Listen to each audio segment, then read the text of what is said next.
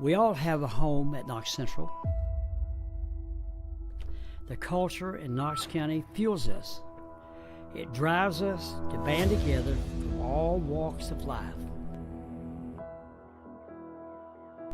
From the hollers of Artemis and Prosper to the mountains of Flat Lick and Stinking Creek.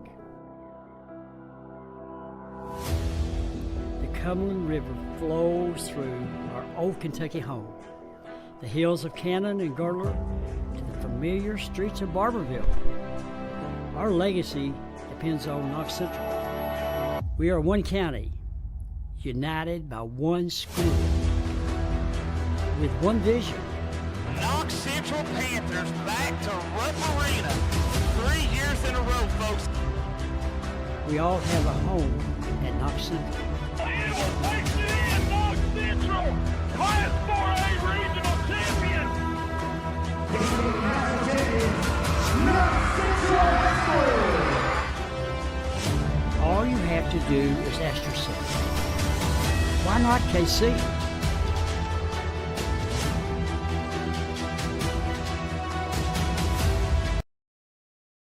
What a video right there. I mean, you always love to see a video like that. Definitely one of my favorite things that this school has ever done. You know, you think to yourself, why not KC? You know, whenever you go to Knox Central, you do kind of feel like a bit of a forgotten school because boys team didn't have a lot of success. You know, we were kind of mediocre in every single sport, whether it be baseball, basketball, football. Knox Central football, you see the coach now, Wayne Mills, he started coaching back in 04, saved Knox Central football. Knox Central football was a laughing stock until Wayne Mills rolled around. And so you love to see how much Knox County has grown as a whole, especially these past few years. I agree 100%. Sports is back here at Knox Central High School. Not only sports, our academics, our clubs, everything is on fire here at Knox Central High School. Big time matchup here tonight for the Knox Central Panthers against the Pineville Lions. I see this is a good Pineville team. This Pineville team is good. It came down to the wire last year. 78-77, I believe, the final score. I'll never forget rushing the court after that win and doing interviews after that game. Coach Madden has flipped this team around. I remember going up to Pineville and watching the district tournament between Knox Central and Pineville. Knox Central had only won 4 games. And I stood up there and I watched Knox Central get pummeled by 35 plus. And to come in the next year, win 20 plus games, take that district. Now Pineville's looking for blood now. They hated that loss. They took that with some vengeance. This is a good team right here. All 5 of these guys are about to put on the score could give you 15 tonight. Sawyer Thompson and Ashton Moser are 2 of the best scorers in the region by far. You got 2 teams here in the 13th region. Top 10 teams here. Top 10 teams here in the 13th region. Probably the best 2 teams in the 51st district. What you're about to see right now, this is Appalachian basketball at its finest. You are about to watch, no matter what the final score is, it's going to be one of the best games that you will watch all season. No matter what team, I don't care if it's a blowout or not, somebody is going to make a statement tonight, and somebody's going to prove that they can win the big game. I agree. This right here, I believe, is going to be for the number 1 seed in the 51st district tournament. Like I said, that the girls beating Pineville, big step in winning that first seed is winning a game against Pineville. Pineville's usually that team that's just a little bit hard to get over. See, in the past for Knox Central, it was Barberville. Barberville was always a tough team to get past, but it sort of shifted to Pineville as Pineville wins the tip right there. You look at these 2 teams and you look at the height, they are so evenly matched. Yes.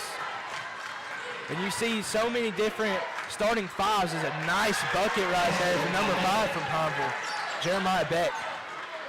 Evan Taylor is starting the game for the Panthers. He showed his defensive prowess against Barberville. One of the best defensive games I had seen from a guard, but big district win against Barberville. Taylor, great cut, goes up. Good take. Could have been a foul. Great defensive stop right there for Pineville. You're the Panthers. You got wide open is Puckett. Madden already looking for a timeout. He is not happy with the defense right here for the Panthers. Just not a great start right there for the Panthers. Great scoring effort from the Mountain Lions. Both teams moving really fast on the court. It's going to be a high-paced offensive game from both teams tonight. Like I was saying, that big district win against Barville, people try to say Barville's a small school, it's not a very good team.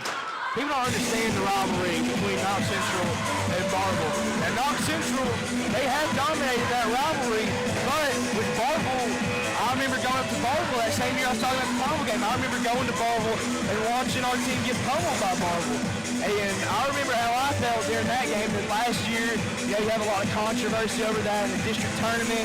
And they come up here and Knox Central ends up beating Barville by 30. So it's been back and forth these past couple years. And it was a very heated game. The atmosphere was amazing. This 51st district, every team can win it. It's just a matter of who wants it the most. Burton with the ball up top.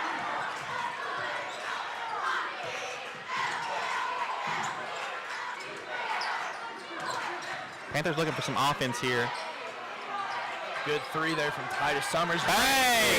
Nothing but net. Way to start the scoring for the Panthers. Titus Summers. Sawyer Thompson takes it to the rack. Shot is no good on the floor. Evan Hubbard's going to check into the game. I haven't got to watch Titus play yet, but from what I hear from students and some of the staff that work here, that this kid can play ball. Oh, he can play ball. He has worked with Coach Madden since he was 5 years old. Good defense. Ooh. Just kind of nicked his arm right there. You see, like we were talking about that girls game, you're not going to get calls like that. That's a good call right there down there by the ref. I have a weird angle up here, so I can't really see it the best, but I believe that was the right call right there. Now these refs that come in, they know this is going to be a highly contested rivalry match here in the 51st district. They are not going to let these kids get out of line or get too rough with each other. They want to see a good, clean rivalry match. Because they know drains the second one, 5-3.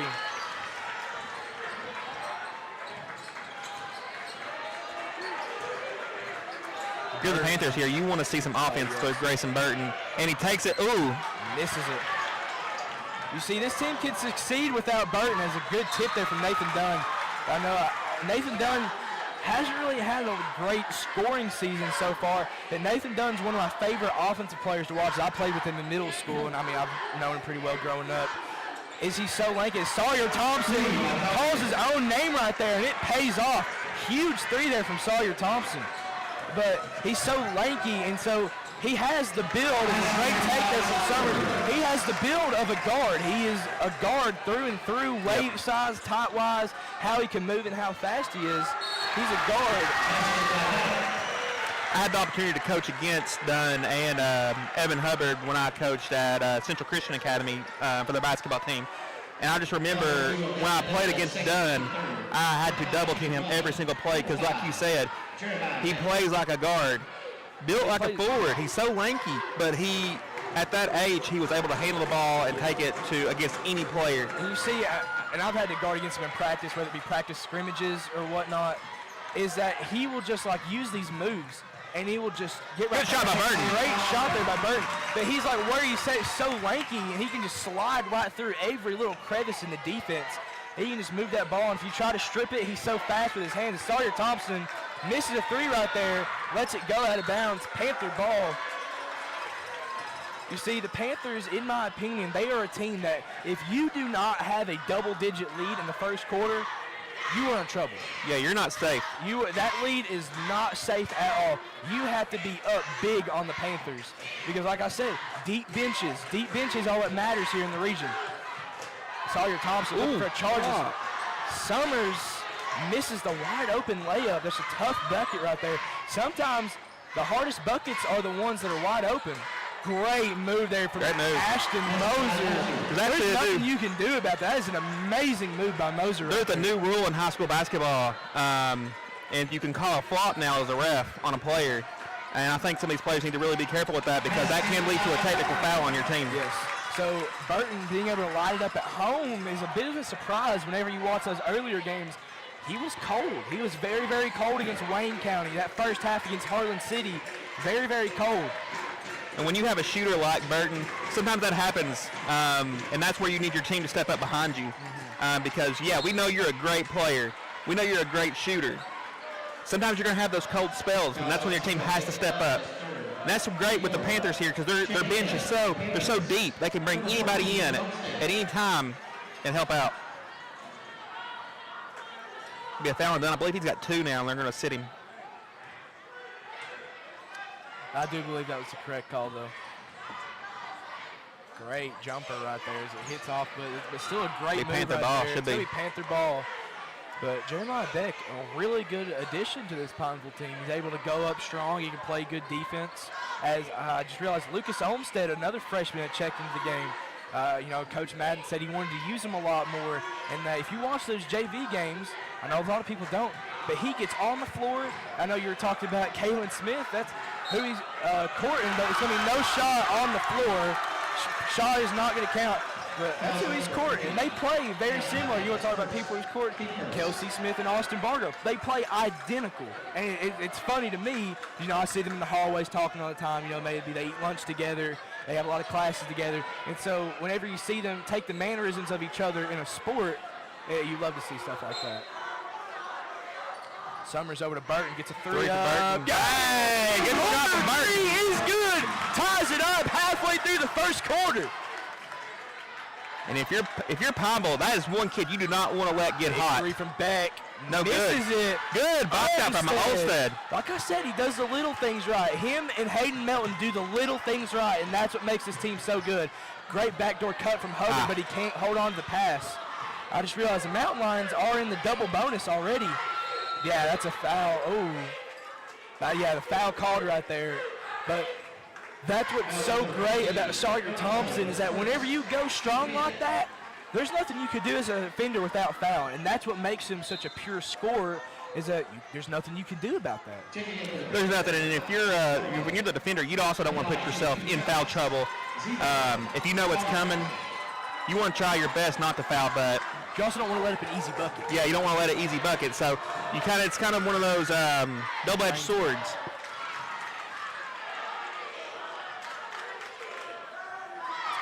So, in a scrappy physical game like this, as a ref, what things are you looking for? The first thing you're looking for is attitudes from players, because that makes or break. Are you going to get that call? That's the honesty from a lot of refs. Is, hey, if you're back talking to me, I'm the one making your calls. Yeah. Another thing you want to look for is, space. Are they camping inside the paint? Blocking foul. Shot is good. I don't think Olmstead was set right there.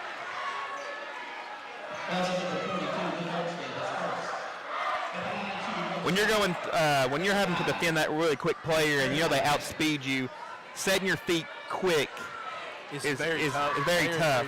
But great way to finish the basket right there. Not trying to. It's a smart basketball play right there by Beck as he nails the free throw to give the Mountain Lions a 5-point lead. Your mind's in the right spot there, but sometimes it's just not quick enough to meet with your feet.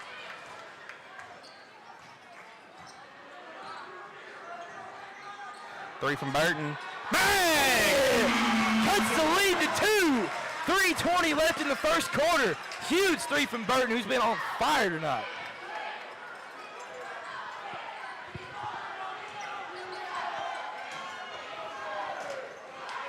Correct me if I'm wrong, I believe Burton was ranked number 5 in his class in the state. And he is showing why tonight. And I know it's not basketball, but Hayden Melton, world-class athlete at the high school level, is the best freshman Good still from Kentucky. Burton.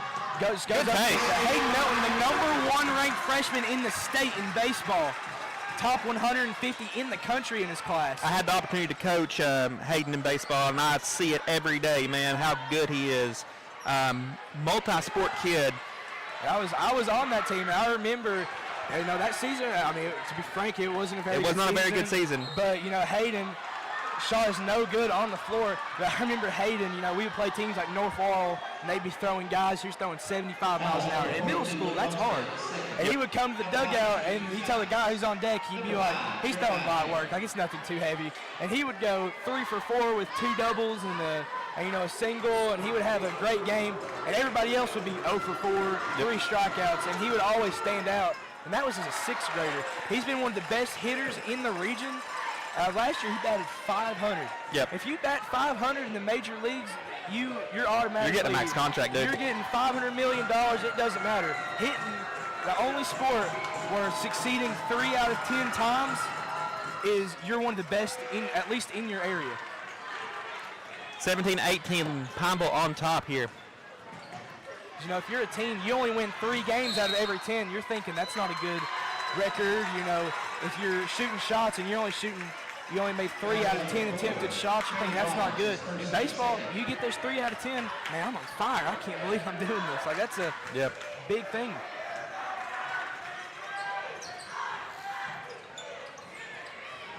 Gets it out to Hubbard. Hubbard between the legs gets a jumper on Thompson, misses it short, grabs his own rebound, just loses the ball. It's going to be a Panther ball. Titus Summers coming back in. Olmsted giving good minutes to the Panthers right there. Like I said, Coach Madden said he wanted to use him more. Burton wanted the shot right there, fouled Good hard. take. Should be on Moser, I believe. See, I was talking to Scott Warren yesterday. We were talking about he's from Bell County, so we were talking about Bell County and talking about strength. I was talking about, Grayson Burton, he could use a little bit more strength. He doesn't need the strength. He doesn't need that. You'll see a lot of guys that can't play because they're not strong enough. Burton has that play style where it doesn't matter. He doesn't need the strength. He doesn't need the weight. He will score. He's a pure scorer. He's lived around basketball his entire life. Dad coached at Union.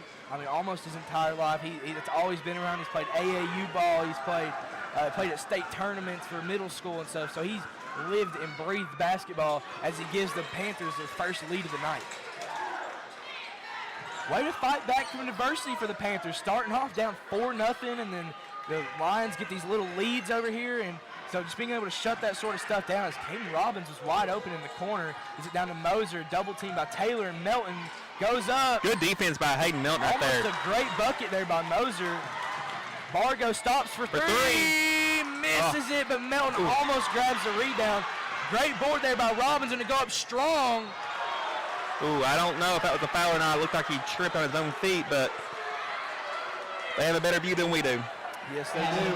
Thank you to Talking Donkey Coffee House, located on the Court Square in Barville. Talking Donkey offers a huge variety of specialty coffee, sweets, lunch, yogurt, acai bowls, and much, much more. Find them on Facebook at Talking Donkey Coffee House or call them at 606-645-2040. Los Primos Mexican restaurant located on the Court Square in Barville offers a wide variety specialty authentic Mexican dishes. Find them on Facebook at Los Primos Mexican or give them a call at 606-545-6000. Los Primos also provides to-go orders with DoorDash. Visit Los Primos today. So whenever you're a ref and you see somebody fall to the ground that quick, so does that sort of influence whether or not he tripped on just his foot or not? It's a ref. Is that a difficult call to make? It depends on what the angle is. So a lot of coaches especially get confused on which ref has the call. So, for instance, Grayson Burton's up at the top of the key. The baseline ref should not be calling anything, or for the most part. So it all comes from the angle. Refs aren't perfect. I get that. But a lot of times you're looking for that arm. That's one of the biggest things you're looking for on. Oh, great move by Moses. Now he's gonna hit that one right there. But if you watch the district tournament, he was hitting buckets like that all night. Great score for the Mountain Lions. A huge piece of this team. And he's a lot like a taller Nathan Dunn that plays a little bit more physical. In my opinion, he's a perfect mix of Grayson Burton and Nathan Dunn. Grayson Burton with a mismatch three. Bang! Good shot from Grayson Burton. Right over him. As time is going to wind down here in the first quarter, 40 seconds to go, Panthers take a huge lead. Well, not a huge lead, but it's huge that they have taken a lead. Beck, good post move. Travel. Going the Panthers' way. One thing I was saying earlier down here is you see that mismatch. Now they've switched back. Thompson on Grayson Burton. Burton had that perfect opportunity to shoot that three because that kid was not going to block him. Oh, yeah.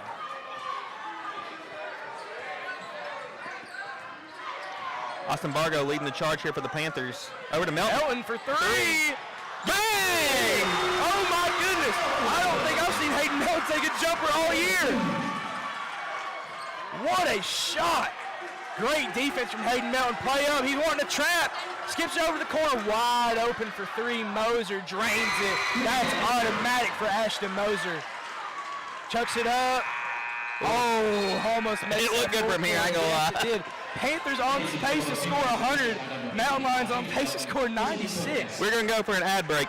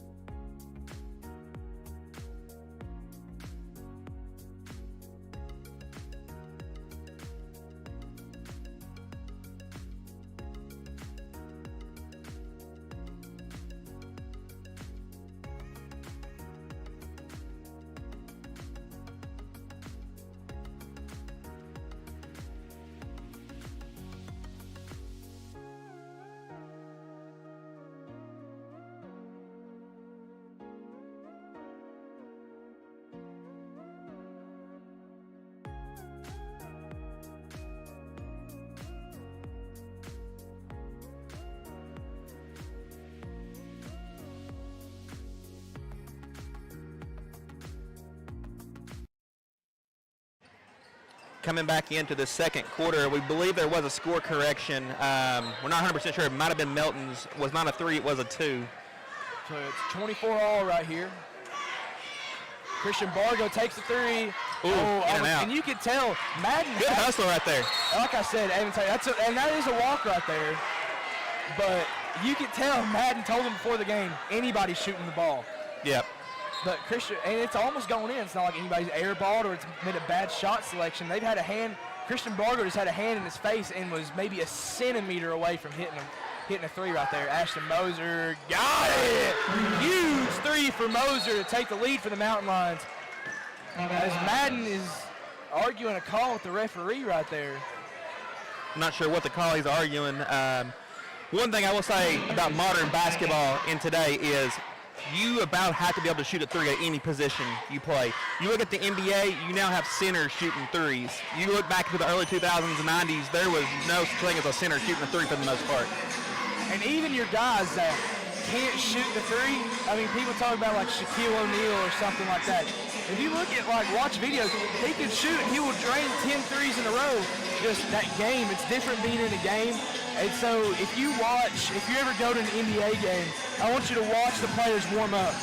Even the worst player who may be on a 10-day contract and has not started, never started the game, never gets any minutes, I guarantee you every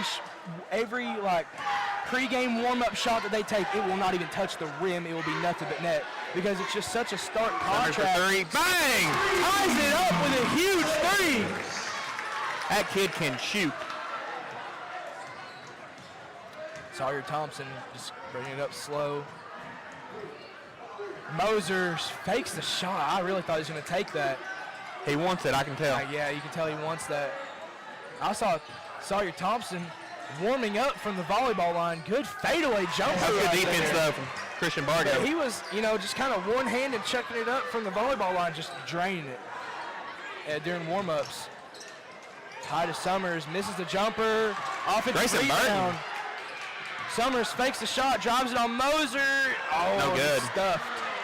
Might be one of those plays you want to kick it back out. I think you go up strong against Moser out there, try to get a foul out of one of Pineville's best players. Caden Robin misses. Too hard. Beck grabs the board. You can tell Pineville's trying to slow it down. They're trying to not take every shot they can get. Almost a good shot there by Moser. Nobody can hold on to it. Same team, guys, same team. That's one thing you got to work on is communication. When you're on the floor and it's a high-pressure game and there's 3 of your own players going at it, you got to communicate. Because that should have been an easy offensive rebound for the Panthers, and you're up the floor. But now you're letting Pineville enter the ball from the baseline. Robbins takes the shot over to Beck in the corner. Panthers sporting a zone right now. It leaves Thompson open for 3. You see, I said that's open. A lot of people, if you're watching that, you think that's not an open shot. In high school ball, especially with a guy like Sawyer Thompson, that is a wide open shot. Taylor goes up strong. Good rebound from Melton, puts it back in. That was a weird pass right there. It was a weird pass. I think that was a pass. I don't know.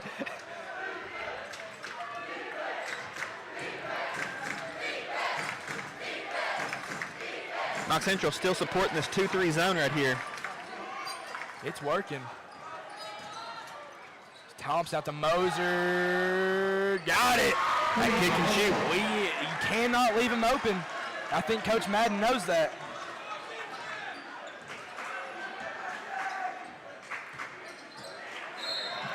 Yep. You get a Hayes foul. Robbins is going to get a foul right there.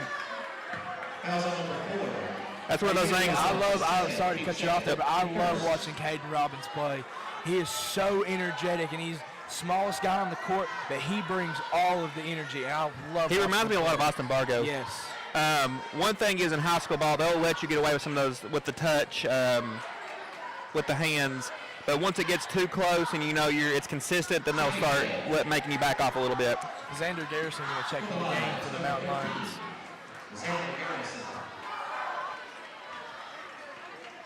We were kind of talking about how bringing in Jeremiah Beck probably hurt Xander Garrison's minutes. I believe he started last year. You know, he's a tall boy, I believe, about 6'2", 6'3". And he's a good defensive player. He was who they had matched up on Gavin Chadwell in the district tournament. And, you know, that's never an easy job. Ooh, almost and one for Grayson Burton. And one. You've seen a couple just rim outs that are a centimeter away from going in for the Panthers. You're Grayson Burton. You know these free throws matter right here. 29-32. Pineville on top here with about 5 minutes left in the second quarter. First one's good.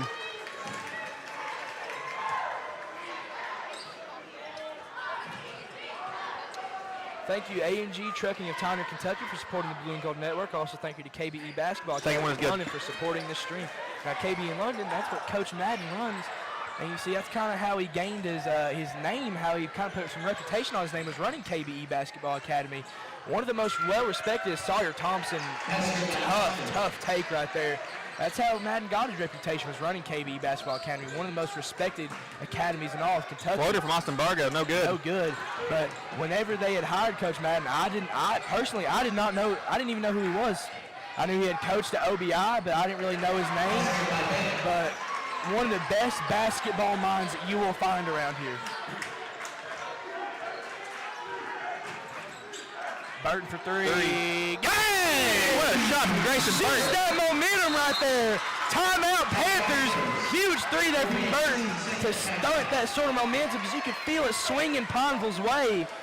You felt it was kind of slipping a little bit for the Panthers, but that just brought them right That's back one of those kind of into it. things you kind of need right there, is you need that three-point shot. When you're down 5 and you hit that shot, it puts that pressure on the back on Pineville. You're like, oh, man, we got to stop this guy. We're up a lead, but now we're back down. We're only up 2 now. So what's happening here? Panthers got to keep up this momentum going in. Actually, I played practice scrimmages against Grayson Burton, and so he's one of those guys that you're playing up against, you're right in his face, and you think he's just heaving up a random shot just to get a shot up from the volleyball line, spinning, fading away. You turn around, it's nothing but net. And that's just so frustrating as a defender whenever you know that you just gave your all and thought that you had to stop, and it didn't even faze him. And if I'm Pineville, something I've noticed that they're not doing is you should be taking it at Grayson Burton. You want that kid in foul trouble. But yet, Grayson Burton, with no fouls yet, going almost into halftime. That's pretty big for the Knox Central Panthers, because you need him to play all game, especially when he's on fire like this. 34-36, Pineville on top. Summers on Thompson. Good block. Good defense. From Summers as Olmstead comes down with it. Burton driving on Thompson for another three. Bang! Let's go! Hits it again. He is on fire from beyond the arc. Takes the lead for the Panthers halfway through the second. Thompson tries to respond. No good. Rebound Milton. Milton grabs it up to Burton. Burton just got to make a move. Maybe you want to slow it down right here. Evan Hubbard taking it in. Gets blocked. Gets his own rebound. Goes up and It's blocked again.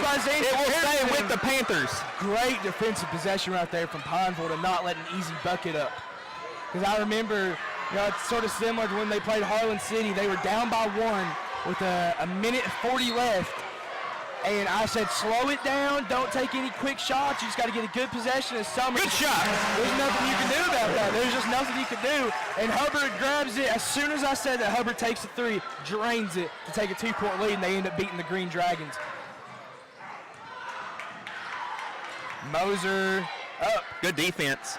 They are just not letting the Mountain Lions get their jump shots off.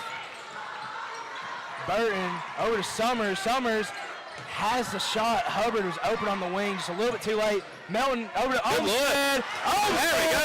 Drains it. Garrison gives him a little shove right there. Olmstead giving the Panthers great minutes tonight. And you feel the energy in this gym right now. You can feel it from the student section. And Coach Madden is one of the most energetic coaches you will ever see. As that is a foul right there on Evan Hubbard. That's a great call right there. He kind of got him on his opposite shoulder right there.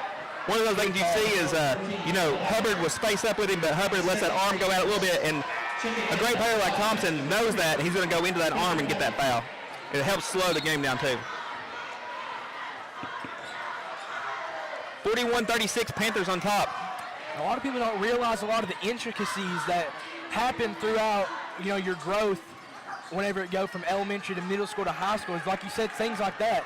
Things like knowing how to draw fouls. Thompson has a tough drive to the rack right there.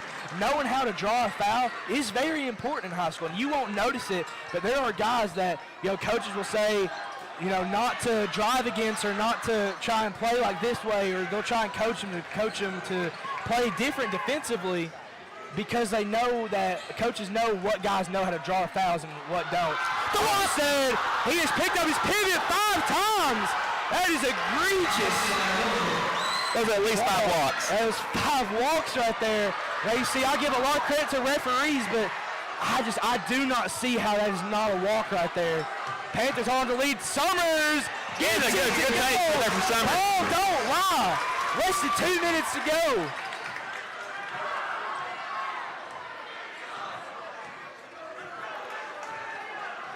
See Summers clapping in the face of Thompson. You just feel the energy. Great moves from Thompson. Just switch over here. Grayson on Thompson now. Tries to good get defense up there from the Panthers. That was a good face guard right there by Grayson Burton. They tried to run a little give and go. Physical defense. Beck chucks it up and hits it. Nothing you can do. I know I've said it a lot of times. There's nothing you can do about that. Great basket by Beck right there. This is great basketball here. This is 51st District basketball. I love this. This is one of my favorite games I've watched in a very long time. Burton wants that shot. Great defense. You see, we're saying great defense, and yeah, they're scoring 43, 44 points, but 3 from Summers. Hey, let's go! Goodness! Somebody put some water on the Panthers because they are on fire. Not only is this 51st District right now, this is 13th Region basketball right here. This is when you see 2 of the top 10 teams in the 13th Region going at each other. I would not be surprised if both teams broke triple digits this game. Thompson. Good steal from Melton. Melton over to Hubbard. Hubbard takes a strong left, goes up, misses it. Olmstead. With the and you hate to see something like that, and that's going to be Pineville ball right there. But you hate to see something like that right there. Still holding on to a 4-point lead. You can see Madden is fired up. 39 seconds left right here. Pineville probably looking to take 1 shot. You're thinking, you cannot let Knox Central score before the half ends. If you're the Panthers, you want to be in that 6-foot zone right there and make them put pressure on them. Make them shoot the ball. Moser won that deep shot. 3. Summers looks like a chance. Olmstead grabs it up to Hubbard. 1-on-1 with Thompson. Goes up Euro step. Melton grabs it up to Olmstead. That's a goaltending. He's going to count.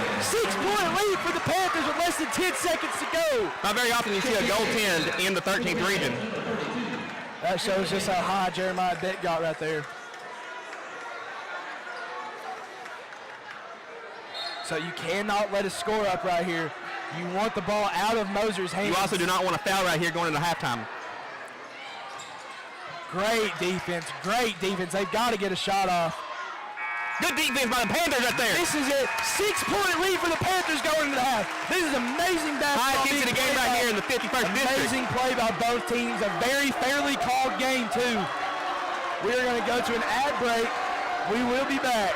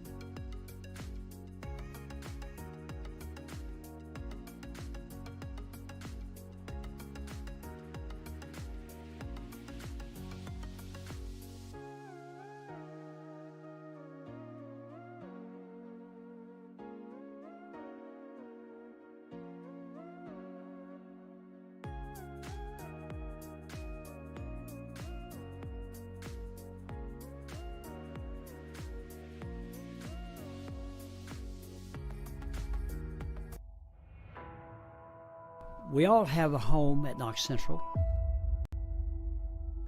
The culture in Knox County fuels us. It drives us to band together from all walks of life. From the hollers of Artemis and Trosper to the mountains of Flat Lick and Stinking Creek. The Cumberland River flows through our old Kentucky home. The hills of Cannon and Girdler to the familiar streets of Barberville. Our legacy depends on Knox Central. We are one county, united by one school, with one vision. Knox Central Panthers back to Rupp Arena. 3 years in a row, folks. We all have a home at Knox Central. Pineville takes it in, Knox Central, Class 4A regional champion.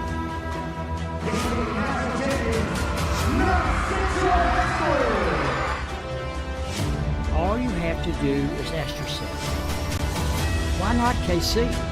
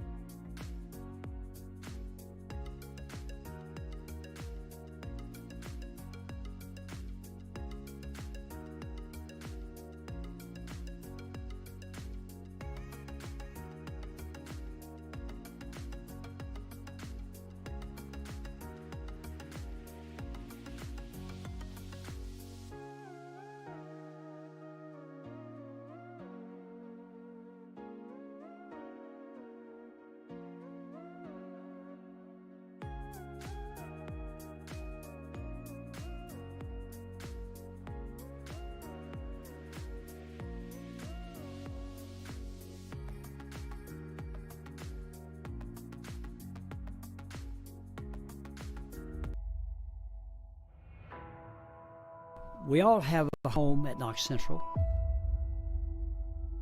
The culture in Knox County fuels us. It drives us to band together from all walks of life. From the hollers of Artemis and Prosper to the mountains of Flat Lick and Stinking Creek. The Cumberland River flows through our old Kentucky home, the hills of Cannon and Girdler to the familiar streets of Barberville. Our legacy depends on Knox Central. We are one county, united by one school, with one vision. Knox Central Panthers back to Rupp Arena. 3 years in a row, folks. We all have a home at Knox Central. Pineville takes it in, Knox Central, Class 4A regional champion.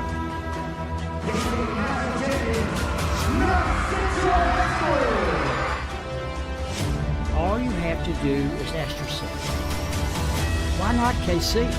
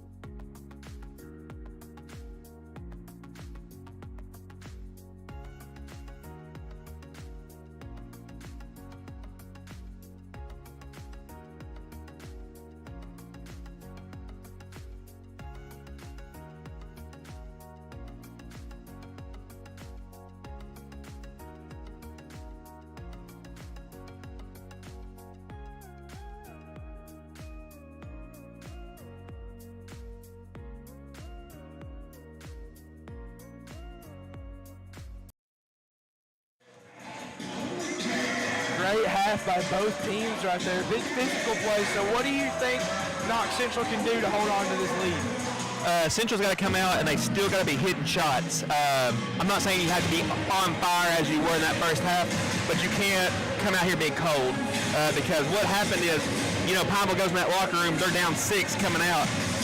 They're fired up now. They want to win this ball game, and they're going to make all the smart shots they can. Something we did well in that first half, though, is we kind of shut their players down for the most part. We didn't let all those threes, open threes happen. If they shot threes, for the most part, we had a hand in their face. If they went in, they went in. But that's the kind of defense you got to play.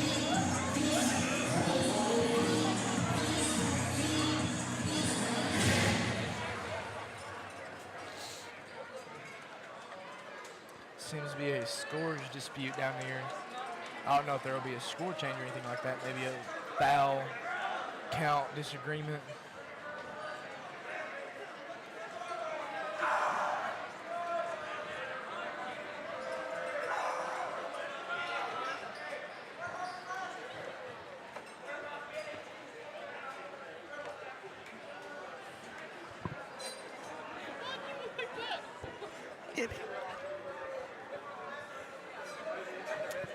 Don't know what that was about. A lot of times when coaches come out, they want to just talk about who had fouls. Was there anything at the end that they might have missed before they get a player in foul trouble or anything like that.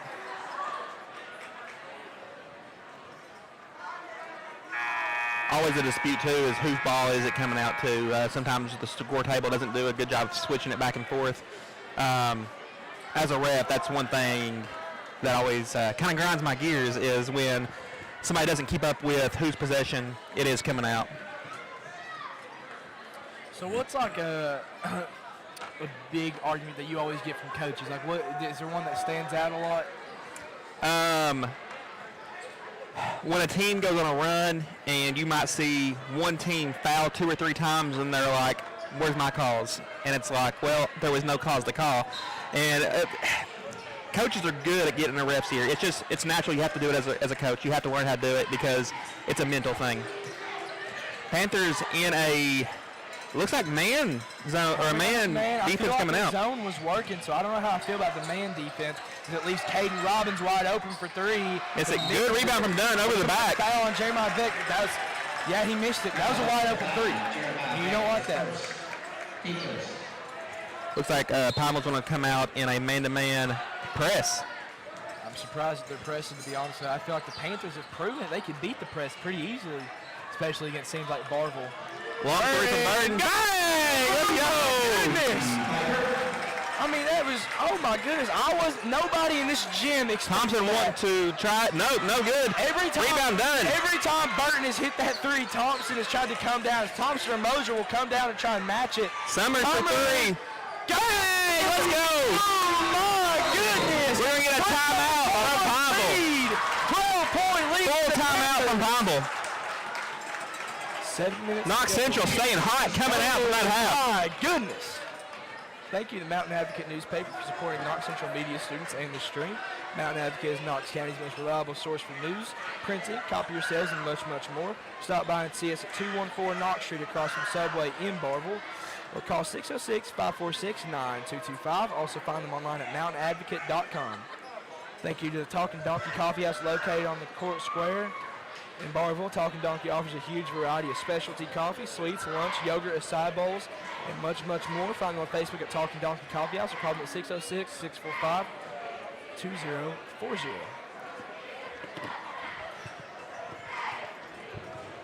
You love to see it. You love to see it. You love to see that from the Panthers. Now, the Lions have not been able to respond offensively. So now you got 2 threes just knocked down in the matter of 50 seconds. You got stopped. You had a foul call. You had a 3-pointer from the volleyball line. You got an over-the-back call on one of your best players, and then they come down, same thing, nail a 3. Now you're down 12 points. How are you going to respond? If you're Pineville, do you come out in a different defense? Do you switch things up? Do you try and speed it up? Do you try and put a little bit more pressure on the Panthers? Or do you take it slow, get a good possession, just try to get a basket to cool your nerves a little bit? Do you look at what the Panthers did in that first half and switch back to a zone maybe? Looks like they're still going to, Panthers are staying in that man-to-man. Because if you're thinking you're the Panthers right now, Mountain Lions need at bare minimum 3 or 4 possessions to even tie it up. Looks like they're going to be double-teaming Thompson. Beck on Dunn. Good defense from Dunn up there. Going to be a foul on the floor on Dunn. He's just so strong and so physical. Nope, it's going to be on Grayson Burton. Whoa. I don't even know if Grayson was around the ball at that time. Whoa. Unless it was an off-ball foul. I'm sorry. He was behind the player, but I didn't see anything. Again, ref has a way better view than I do. Maybe he saw something I didn't. That could be the correct call. Hayden Mellon, great defense. Good defense, good rebound out there from the Panthers. Grayson Burton pushing the ball up to Summers for 3. Gosh!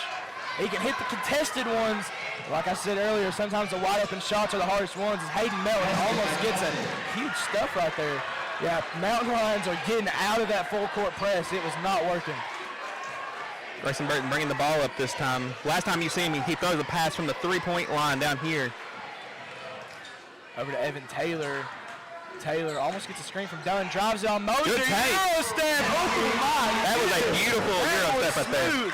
I know you were talking about how some players will say they Euro step whenever that's but you say it's a travel. So what's the difference between that Euro step and what you would call a travel? A lot of times the player when they're coming down, they'll drag that foot, even though they think they step off of it. They want to drag it. That's when that walk happens. Okay.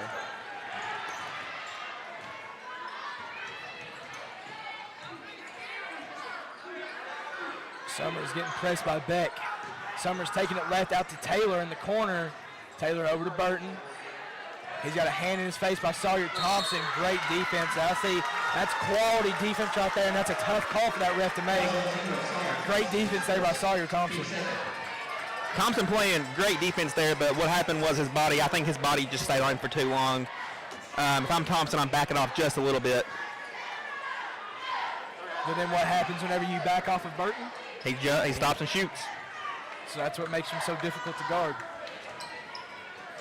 And something that I've kind of been a little bit surprised at is Evan Taylor's been doing a lot of the bringing the ball up the court duties. Jump shot from Melton. I'm not sure what the foul is here. Called Caden Robbins. Caden Robbins' third foul.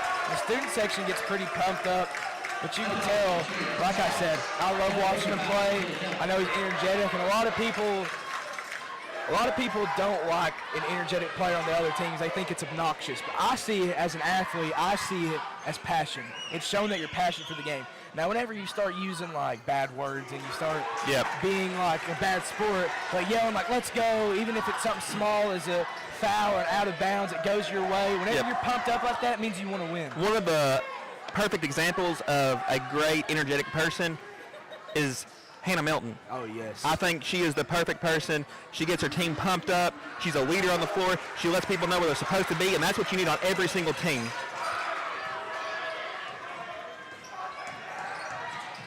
They're going to keep that double team. Oh, and good defense up there. Up to Summers. Ooh, nice little stop and go from Summers. Out to Taylor for three. Bang! Let's go! 15-point lead for the Panthers. But this lead, I can tell you for sure, is not safe as Beck goes and lays it right back up. Good response from the Mountain Lions. But like I'm saying, this lead is not safe. Panthers cannot get comfortable. Burton, jumper. Oh, almost hit it. Good rebound from Dunn. Nathan Dunn gets another. Oh, that's what's over the Panthers right there.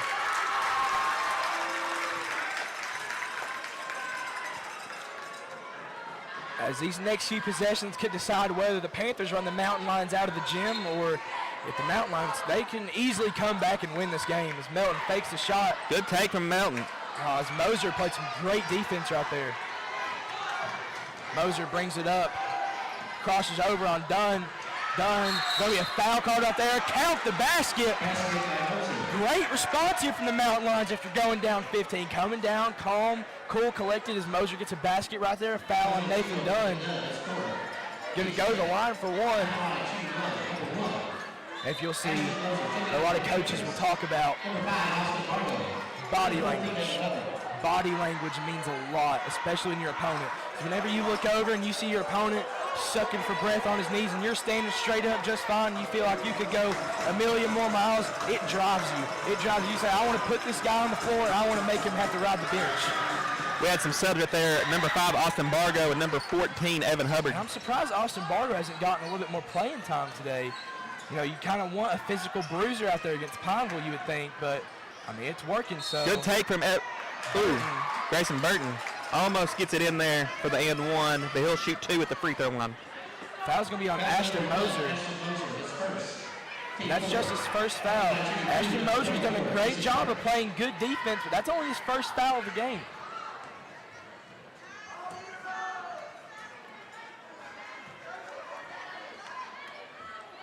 Ooh, Burson, rare miss right there. But Panthers are now in the double bonus. So you're probably going to see a lot more aggressive play from the Panthers, trying to force Pineville to make a decision. Do they want the Panthers to go to the line, or do they want to give them that easy bucket? He hits the second. Yeah, if you're a smart player and you know you're in double bonus, you're going to look to see, you might slow it down, look to see if you can get a foul. And I'm just being told that is 30 points for Grayson Burton. Sawyer Thompson got it! Gets a 3. Huge 3 from Thompson right there midway through the third quarter. Great job there by Sawyer Thompson to knock down a shot like that. Yeah, Moser, and he knew that was a foul. And just that elbow just got a little bit too errant from him, maybe used a little bit too much of his upper body. Good call right there. Pineville back into single digits. That's one of those things, you're in double bonus now. That foul that was an accident, you know, could cause your team 2 points right here. So you don't want to see your team in the double bonus until you're about, like most optimally, you don't want to see them in a double bonus at all, but you want them to be, it wants to be like 2 minutes left in the quarter, 1 minute. We're barely halfway through the quarter. As if you're if we're two Kentucky schools playing right here, an update from the UK-Tennessee game. Kentucky's up 60-53 with 8 minutes left in the second half. Kentucky would be a huge win, I believe, playing at Tennessee, Thompson-Bowen Arena. So yeah, we might be rooting for different high school Good teams. defense up there from Melton. Might be rooting But for different still. high school teams, and we're all from Kentucky. Love to see our Cats take a lead right there. Summers goes up big against Beck. Ooh, almost hits his own rebound off that. Maybe the Panthers were trying to look for a foul on Beck right there. Summers a bigger boy who can also handle the ball. Yes. Good defense in the middle of the block. Oh my goodness. Burton may look to slow it down right here. You got 3 minutes left here in the third quarter. Panthers up 10, 64-54.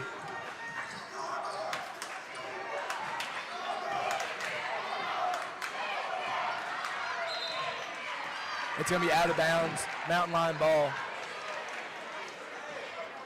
So one thing that you may notice if you come over here is that the away bench is very close to the student section, and that can lead to, you'll see it throughout the games. You'll see a lot of chipping and chapping between the student section and the away bench, especially if, let's say, a player fouls out. I know we played Cordia, and I remember seeing some people chanting, That's a walk.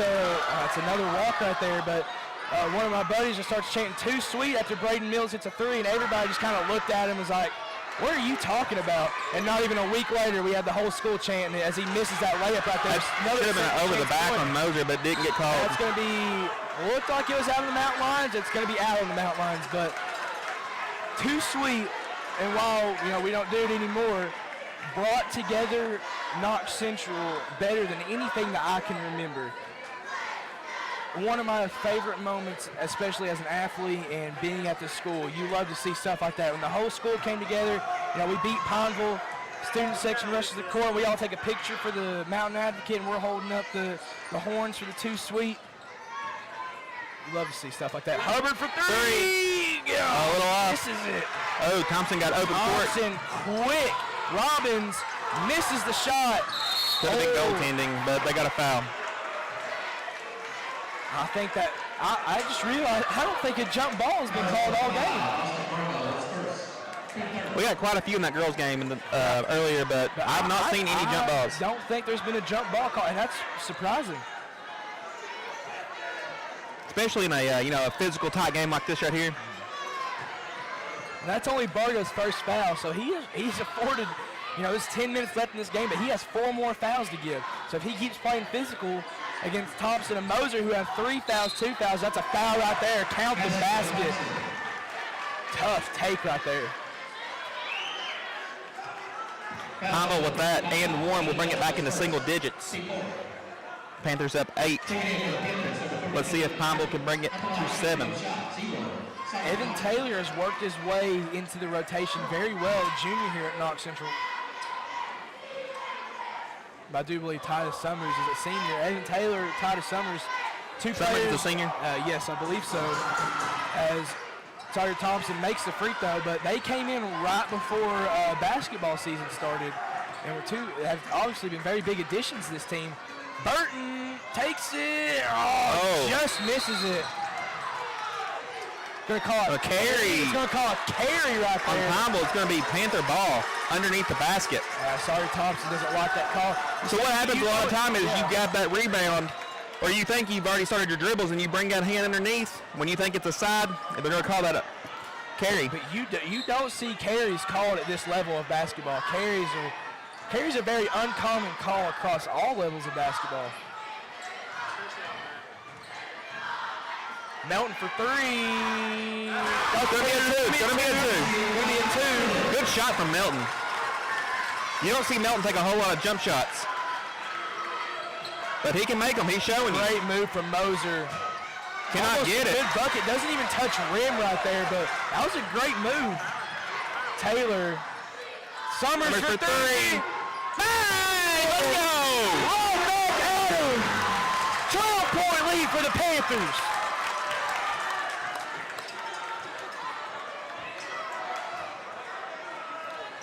Maddie calling for that double. Ooh. Great shot there from Sawyer Thompson. We're going to get a timeout from Pineville. Great shot there from Sawyer Thompson. It's going to be a 30-second timeout.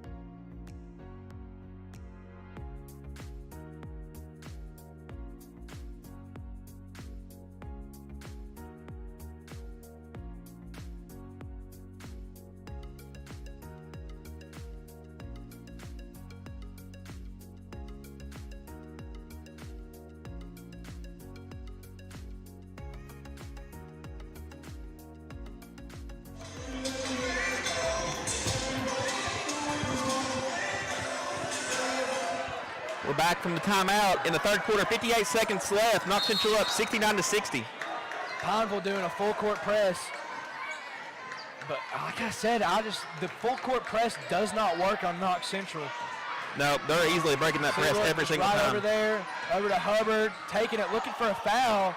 Not getting it. Melton almost grabs it as Thompson pulls away with it. 40 seconds. You can see they're probably going to look for the last shot of the half. You can cut it to 6 as he's going to try to. Got it! Oh, long three right there. Not giving that range. Huge three from Sawyer Thompson.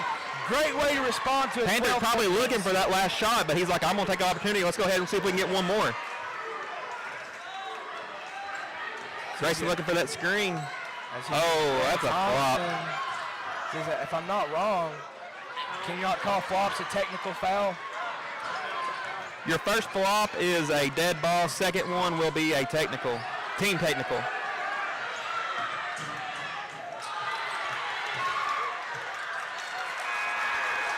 So we go into the fourth quarter with the lead. Panthers lead by 6. Just looking to hold on. We're going to run some ads right here before the fourth quarter starts.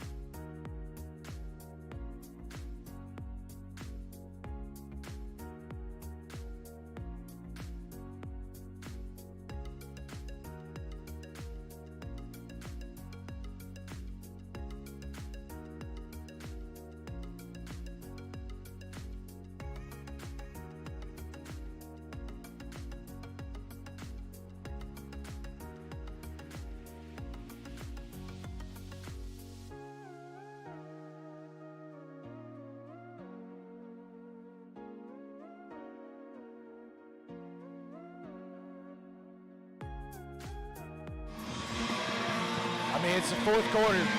Who wants it more? Who's going to pull away? This is all those sprints you ran at practice. You know, you think coach is just telling you that, you know, saying fourth quarter's going to want more. You think he's just saying that so you'll run a few extra ones. But this is when you realize that coach is right. When you're in that fourth quarter, now it's who's more tired, who's willing to win this game, who's going to punch the other team in the mouth. If you're the Knox Central Panthers, you're not letting threes this quarter, man. You got to be up on their face. You know Thompson and Mose are going to be shooting those long threes. That's why you see, I think they're going a little bit slower on the possession to kind of give Summers and Hubbard and these other guys kind of give them a little bit of a breathing break. Just kind of going ISO and holding on to it. You'll probably see a lot slower ball, probably a lot less, you know, open shots taken as Summers just drives, looks for a foul. Gets his own. He puts it up. Tried to look for a foul right there, doesn't get the call. Still gets the basket. 8.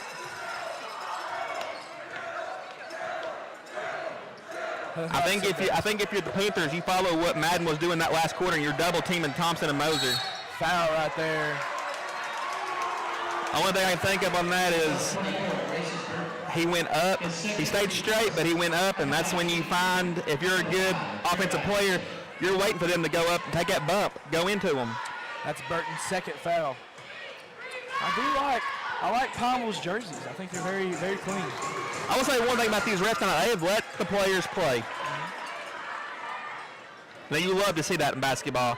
You hate to see those games where they come out and there's a foul every 30 seconds. So that reminds me, homecoming last year here at Clay County, they ended up losing in overtime on a tough Aiden Wagers and one free throw last second. But if you watch the end of that game, every possession for the last, I believe it's 15 possessions, for each team, a foul was called. It was free throw mania by the end of the game, and you hate to watch games like that. Good shot from Burton.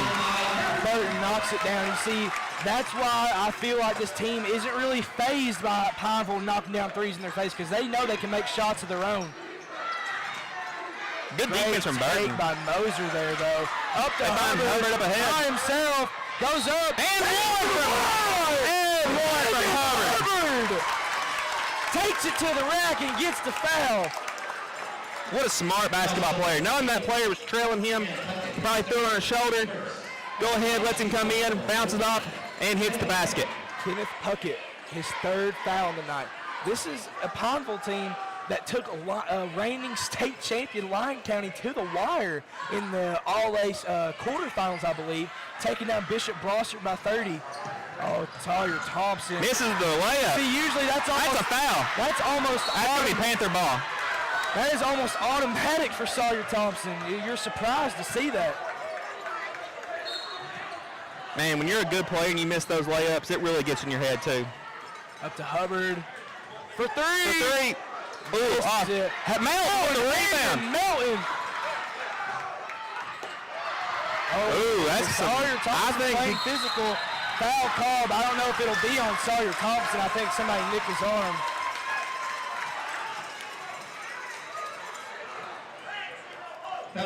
It's on Jamel Sawyer Thompson. His second That's foul. on his second foul. So neither Moser or Thompson are in foul trouble. I think just 2 fouls for each of them. That's 2 fouls on the mountain line, so 2 more fouls, and the Panthers will be in the double bonus. Panthers up 11 right here. Summers with the ball up top. He takes it in. Oh, just misses a hard one. That's going to be a jump ball. Possession jump ball. line. It was a quick jump ball, but that does happen sometimes with What's kind of your rule of thumb for jump balls as a ref? When they're up like that, I feel like you have to give it a little bit of time. But if it's on the ground, you want to call it kind of quick. You don't want any players getting hurt or getting into it. Any elbows flying? Yeah. Even though it may not be intentional, it's still. Yeah, I know a lot of players and a lot of fans get irritated with that, but it's it's part of the game. You don't want anybody getting hurt. That is your job as the referee is to protect these guys and make sure that nobody's being, too physical. You want to say Hubbard for three. Again. Oh gosh, Melton. Oh, there we go, Melton. And one. Puts it right. Oh, is it and one? I did not notice that. Whew. That's Ashton Moser's third foul. 5 minutes. Upper 5 minutes left here in the fourth quarter. 3 fouls. Do you get nervous with that player? I think you have to keep him in. Melton connects. You have to keep Ashton Moser in this late in the game. You have to. I would not be surprised if the Panthers broke the century mark this game.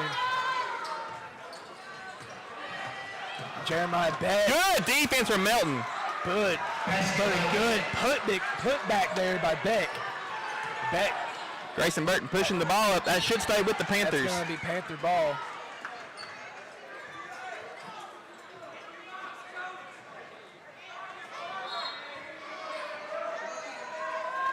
Oh, errant pass, but lucky that Hubbard gets there, but it's going to be out on Caden Robbins.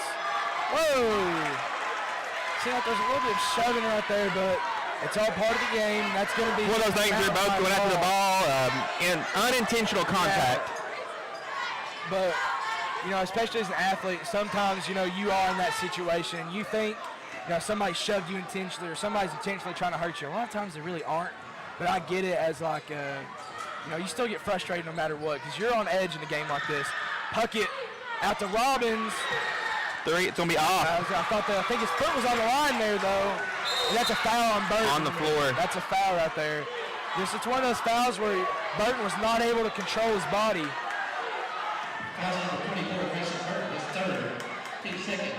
So now Moser and Burton Both with 3 fouls.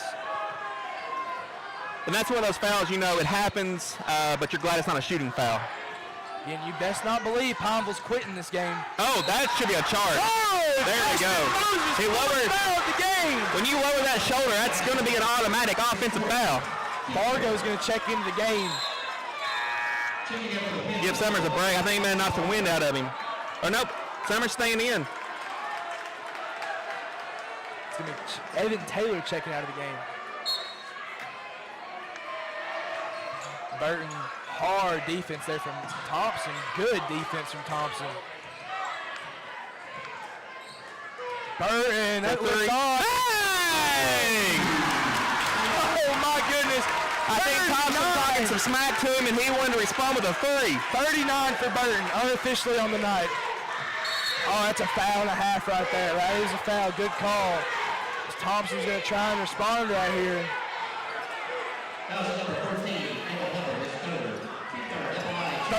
Like I said, 39 on the line. I think the ref is giving him some slack. I think he might have said some words of his own.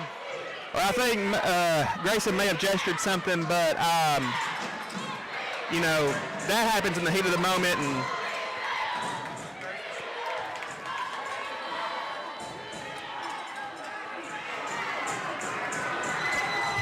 Thompson makes the first one.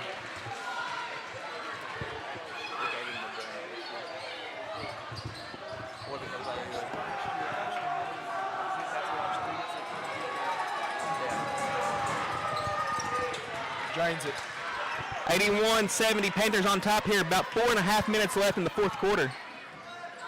Hayden Melton screen. Bargo gives it over to Melton. Moser giving Melton a little bit of space there. I don't know. Panthers, they're just going to hold on to the ball. 3. Off as Moser grabs the rebound. You got to be careful with Moser because Summers might have been willing to take that charge. Oh, I feel like that's just a loose ball right there. Maybe an errant elbow or something got in the way that led to that call. Fouls on Austin Bargo. It's going to be on the floor. That's one of those plays, you know, kind of just happens. It's unintentional, but it's a foul. Both teams in the double bonus. So I'm surprised they've kept Ashton Moser in right now and don't, but you kind of have to. It's a bit of a desperation. I won't say desperation, but you're down 11. You're winding down. It's the fourth quarter. It's at least like 3 or 4 possession game for you, and the Panthers are not missing their shots. So you got to have your wide open. Wide open. He does not miss those. Defensive miscommunication right there. I say you drive it on Moser. Get him his 5th foul. Get him out of the game. You see Moser not stepping over right there. He's trying to be careful. We're going to get a timeout for the Panthers. We're going to roll some ads.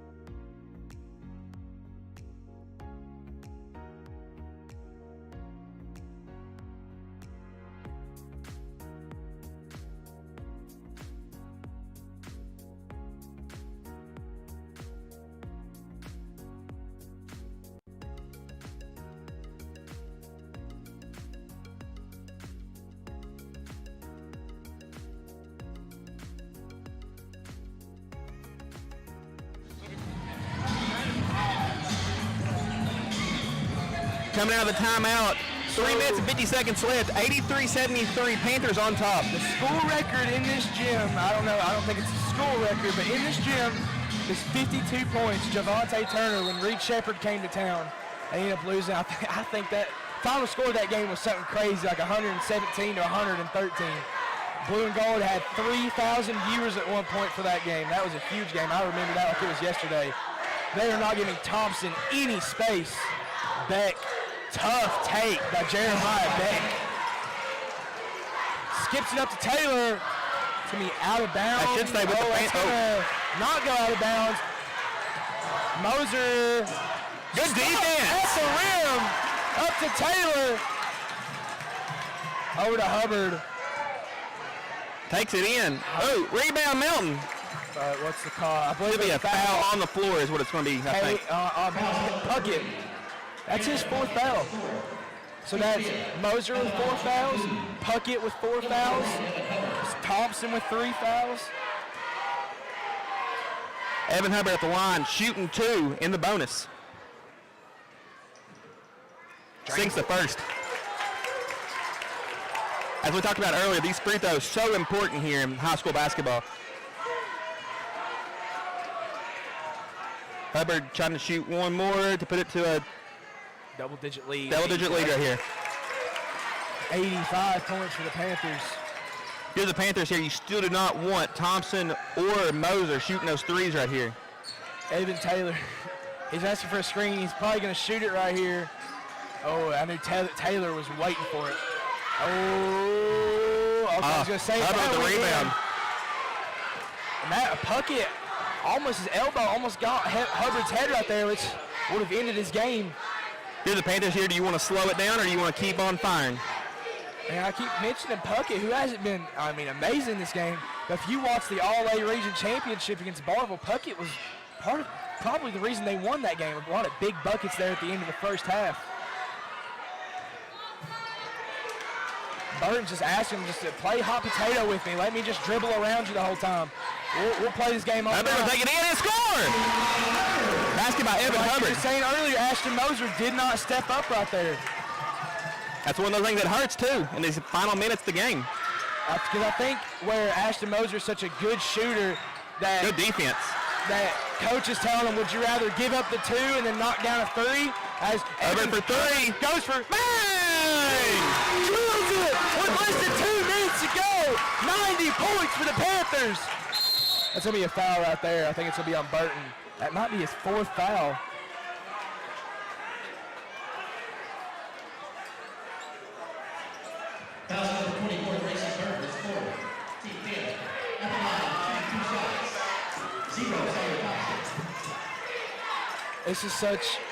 This is what makes Sawyer Thompson so good. You saw how quick he got down that court, and it made Grayson Burton think as he drills that first one, but it made Burton make a decision, and it was the wrong decision. It gives Burton his 4th foul, and that's a great play there by Sawyer Thompson.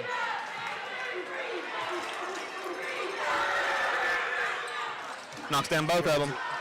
13-point game right here.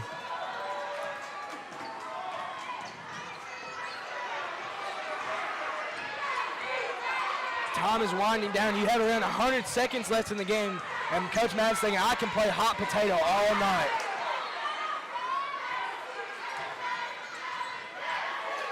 Taylor was wide open on the cut right there. Didn't even touch it. For 3. No. Nope, too hard. Way too much on it. Maybe try to take a charge right here. Thompson gets it. Mountain Lions still have a little bit of life right here. 10-point game with a minute and 15 seconds left in the 4th quarter. It is not over. Both teams in double bonus. Continue to run some ads.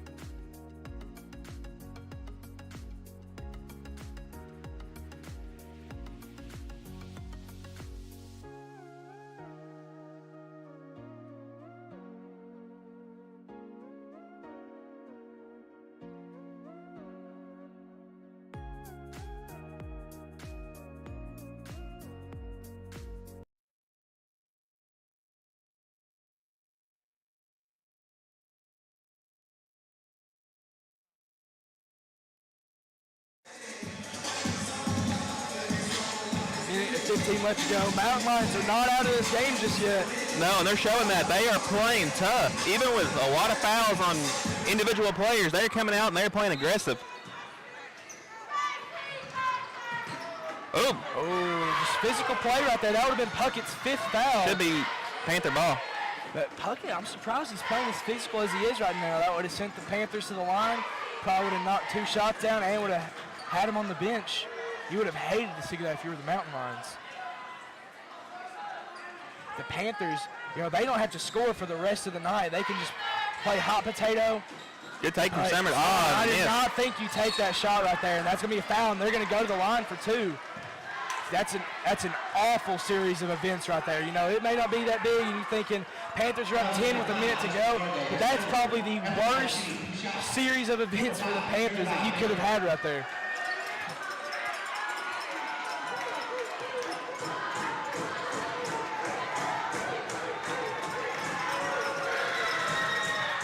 Misses the first free throw. These are big free throws for Pineville. I remember when Harlan City played here, and they went 1 for 12 on their last 12 free throws, which cost them the game against the Panthers. Beck. And he hits the second. Nails that second one. A little bit of pushing and shoving, but ain't nothing too bad. Burton, that's the last guy you want to have the ball in a situation like this. You want the ball. That's the thing. He has his free throw shooters on the court, and none of them, they're all quick and they're fast, and they can make those moves as Hubbard. Hubbard with with easy two. basket right there. You see, I think that you don't take that right there, even though it was wide open. Oh. Why foul, though? It's 46 seconds left. What's the point in fouling? As Olmsted and Melton are Because you almost get an and one there. and one, that's a three-point play. Almost an and one. You do not want that. 92-81, 46 seconds left here in the fourth. Panthers on top. Pineville shooting 2 free throws right here.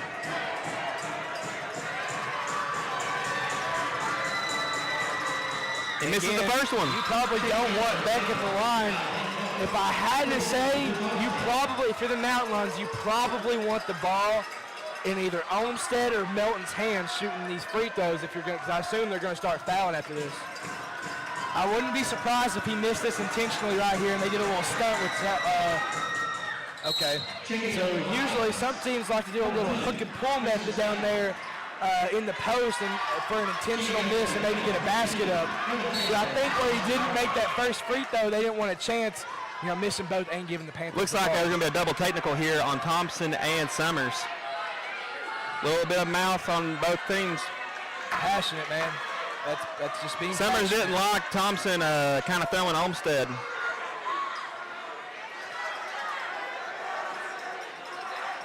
Technical foul issued against Zero Sawyer Thompson. His third technical foul issued against number 45, Patty Summers. His second.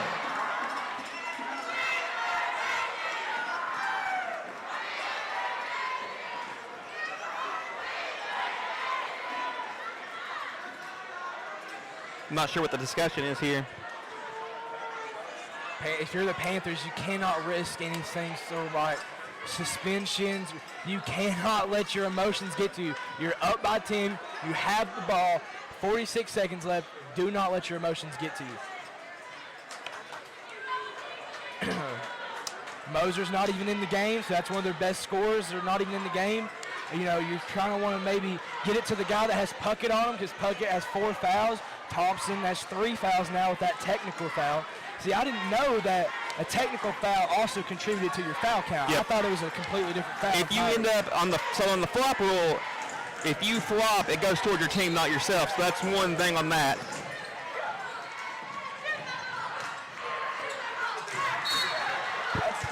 Panther, but I thought that ref signaled Mount. He almost did.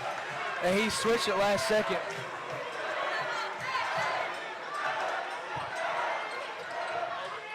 Just Austin Bargo with the ball. pass to Bargo as that's a foul on Robbins. I think his 5th. Right. No, he's 4th. Okay. Just about everybody on that court right there is in foul trouble. Moser's going to check into the game for Robbins. Big free throws here from Austin Bargo.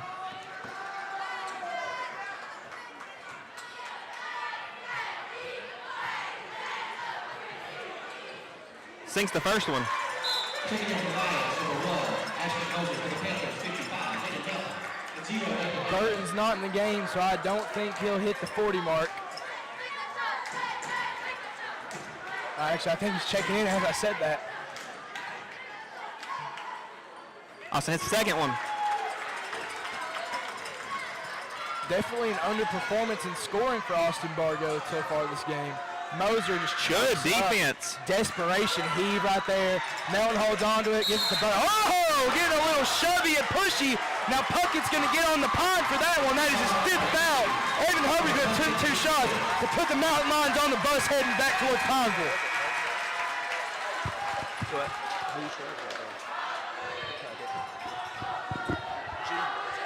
I'm okay too. This right here will probably seal the game.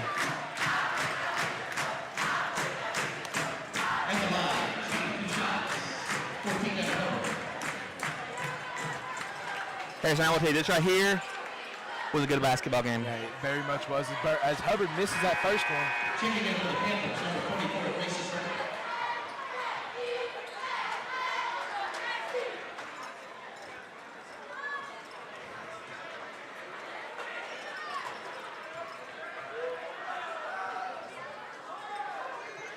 And he hits the second one. It's the second one.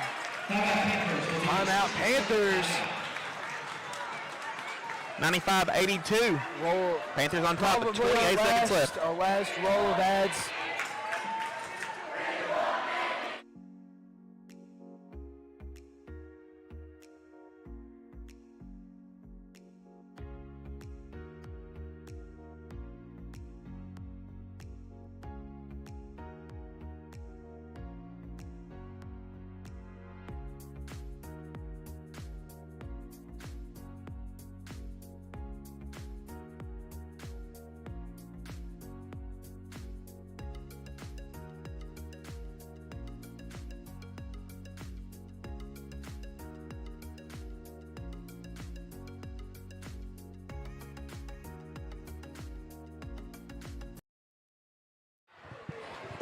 We're back. 28 seconds left here in the fourth quarter. Knox Central up 95-82.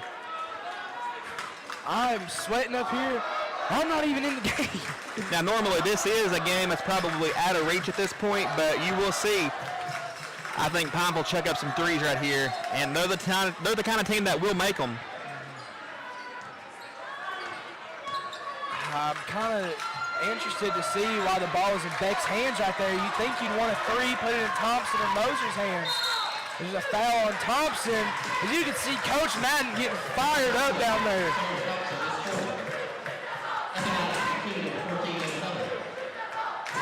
And you can see the smiles on Knox Central's faces right now. They're happy about this 51st district win. It's the first one.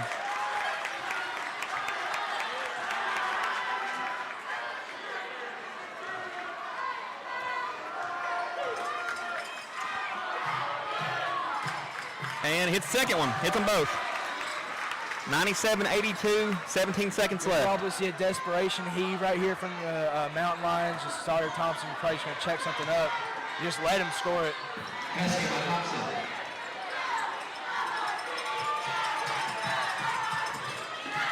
Are you not going to call a foul? Yeah. He's going to go on the bench as well. Great game from Caden Robbins. As they clear the benches, Nikki Perkins checking into the game.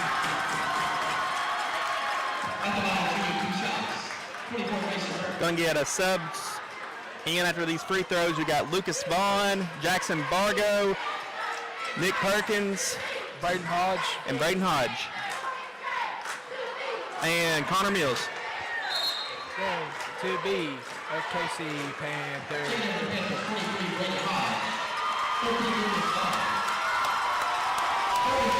The Panthers pull away in a classic between two of the top teams in the district, two teams that could compete for a region title.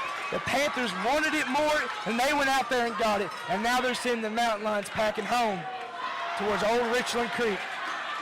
And I believe that's 40 points for Grayson. That is. So they're going to take those buses back to where Old Richland River winds. Panthers pull away 98-84. dominating fashion, could not miss, on fire. Panthers take it away.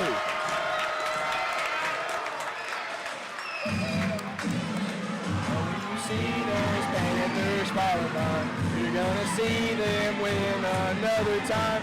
For the dear old school we love so well, we're gonna yell and yell and yell and yell and yell. We're gonna fight, fight, fight for every score. We're gonna win this game and win some more. We're gonna roll those Lions on the floor, out the door, rock, rock, rock. Do it again, win, win, win. Go, fight, win. Your final score, 98-84, Knox Central Panthers win. I told you I knew the fight song. Your player of the game, Grayson Burton with 40 points.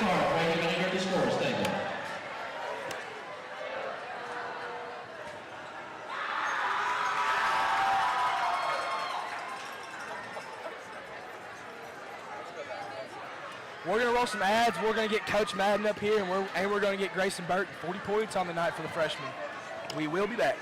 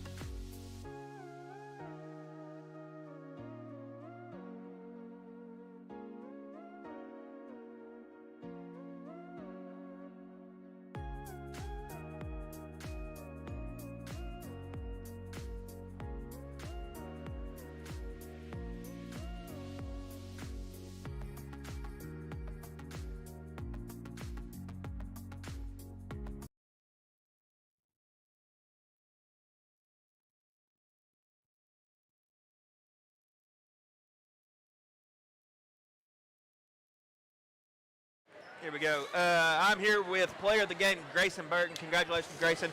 How did it feel to get that win tonight against the 51st District rivals of the Pineville Lions? Oh, it's awesome, and that's one step closer for us going to region. So down Barberville last week, and we take down Pineville this week. We just got Lincoln, and we'll feel pretty good about our chances. Yeah. 35 points tonight is the unofficial, and 8 threes. Tell me what drove you to shoot those threes? Past couple games I've been struggling, but you gotta keep shooting. I've been struggling the past couple games. You're gonna go on streaks where you miss a lot, you make a lot. But today I knew my team needed me to make shots, and that's what I did. Yeah, I agree. Coming up, 51st District tournament here soon. It's gonna be at Barberville City. So tell me, playing at home is a big advantage, but when you're playing on neutral court against another team, what's that like? The environment's pretty cool. Both fans come out and show up, like last year at Link Camp, and at Barberville it's really loud in there. So it should be the same as last year: loud, hectic, and a lot of fun. All right, let me get you about 2 more questions here. Next question I want to ask is, what drove your team to play with so much energy tonight? I noticed that everybody was after the ball tonight. Oh yeah, before the game, coach gets us pumped up, ready to play, and the energy he gives us for the game is unlike any other coach I've ever had. And we go out there and we play our tails off every game. Last question. When we have the pep section here, it was a pretty good crowd for pep section tonight. Does that give you a lot more energy out there on the court? We love it when the girls and guys show up and give us energy and praise. We love it, and they're talking a little trash up there and talking us up when we miss and don't do stuff good. So them being there, it definitely boosts our confidence. I love to hear it. Congratulations, man. Appreciate it. Thank you. Thanks for having me.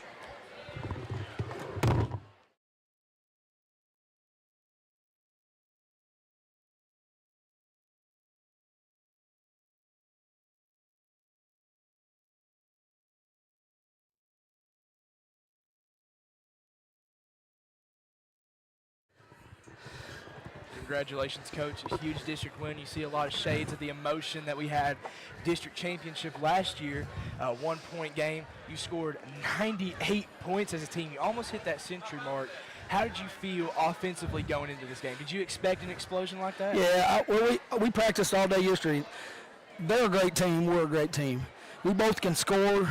We're hard to guard. You had Burton and Sawyer going at it. And as a fan, that had to be a great game to watch.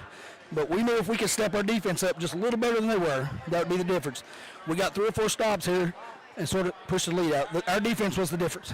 And so, 40 points from Grayson Burton unofficially, what we had up here, at least 8 threes. So is that what you were expecting out of him tonight, or did he exceed your expectations? I told him and Titus, I said, they're going to go, when we play, they're coming for you. So, but I said, you still got to play your game. Get to the rack. If you're open, you got to be quick release. And then I had shooters ready. But I'm going to tell you what I think the game changer. Me and Hayden Melton been working on his shot because they're leaving him now. He picks, they double G, double Titus. He rolls out, hits 2 big game changers. Yeah, I agree. That's what I was saying. I didn't think I'd really ever seen Hayden take a jumper and take one that deep. I was like, oh, my God. Well, add him to the mix. How do you guard us? You know what I'm saying? Nope. We put a shooter in each corner and Hayden Rose, and and everybody that came in off the bench. We got a little foul trouble to start with. Nate got in foul trouble, but every time we went back in, he's a game changer. Every kid. I love it. I love my team. So, like you said, you had people coming off the bench. Pineville had, and you may not believe this, I think only 1 substitution the entire second half. Well, coming into the game, I don't think he had started number 4 Robbins. I believe that's his name all year. Caden Robbins. But I love watching him play. He's defense. He's gritty. Well, when I saw the book tonight, I said, he's playing to win because he's got him on the floor on somebody. But now start the game, whoever he was guarding, we went to the post real quick.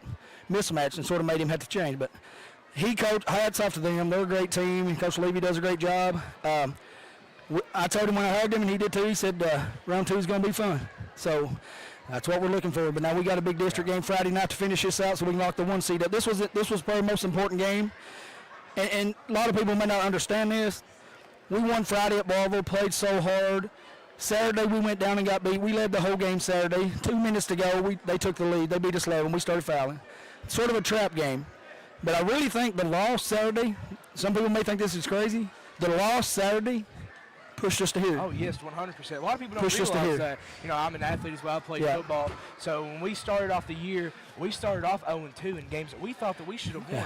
And when we ended up beating Somerset at home, that was a huge momentum. Yeah, and they ended up making it to the Final Four. That's one of the best teams in the state right there. And I always believe that if we don't get beat those first 2 games, we don't have the drive to come in that game and beat Somerset. Yes, it puts something in us, and we come. And look, these boys are. I know you had Burton dropping 40 and whatever Titus had. They don't care. They don't care who scores. Yeah. This team is so. And people don't realize how young we are. I'm telling you, man. If you're going to get us, you better get us now. Exactly.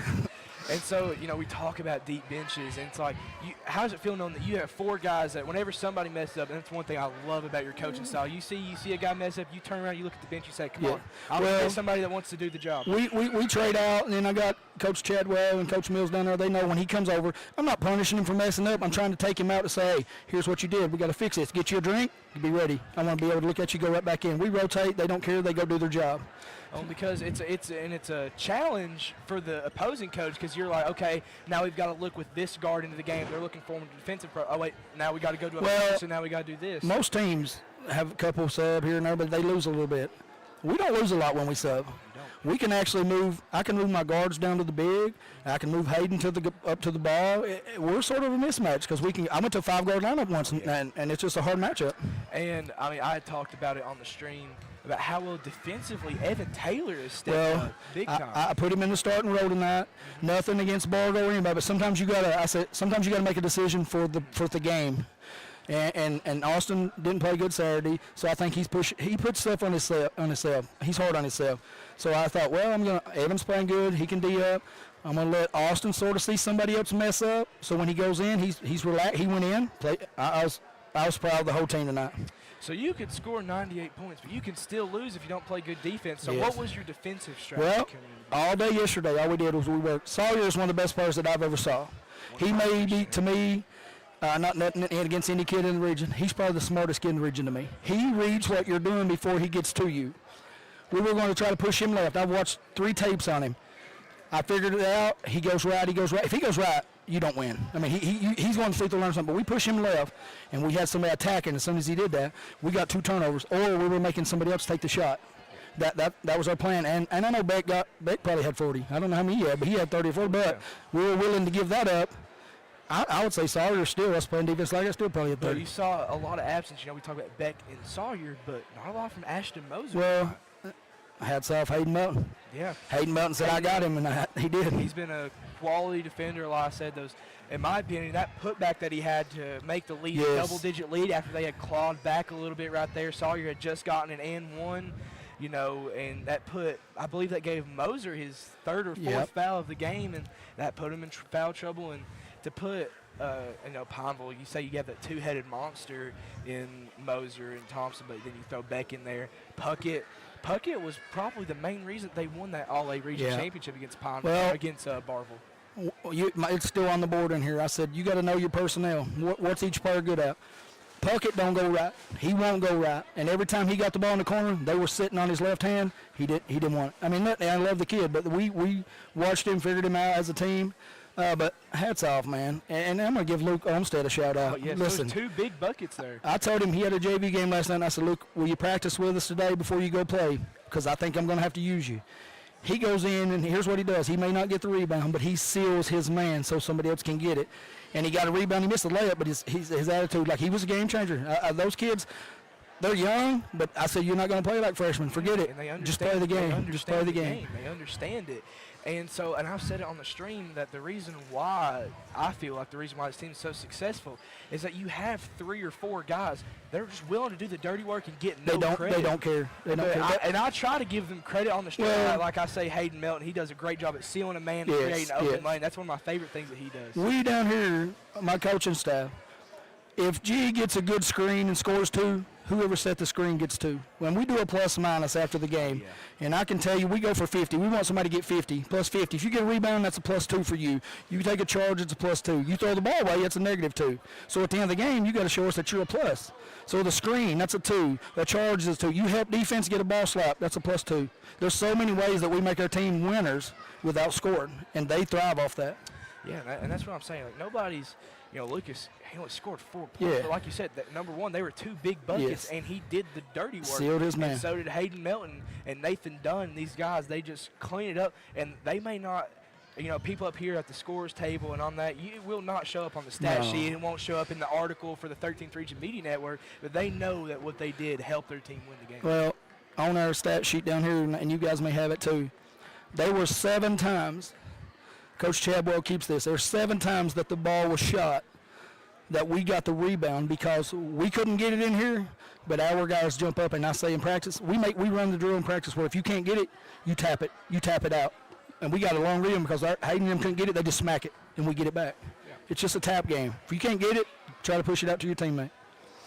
Well, that's a huge district win, so how do you feel going into Friday and then playing a couple more games before the district tournament? Well, Friday, you can't overlook. When district's here, I had 2 people tell me Friday night, you guys are going to beat Barber 20. I said, it's a district game. I don't care if somebody's 0-20. You're 0-0 when it comes district time, everybody is playing their best. Coming in here Friday night at Lynn Camp, coming in here, you can't overlook them. They're coming here to get a win. But if we come in Friday and do their work, we're going to be the 1 seed, and that's our goal. That was one of our goals. So, and these kids, just being able to coach them, I'm so blessed to have this team, this school. Casey, I love it here. You just have to be here to actually be part of that. You know what I'm saying? And so you could also see, like, the girls played before, end up beating Pineville by 30.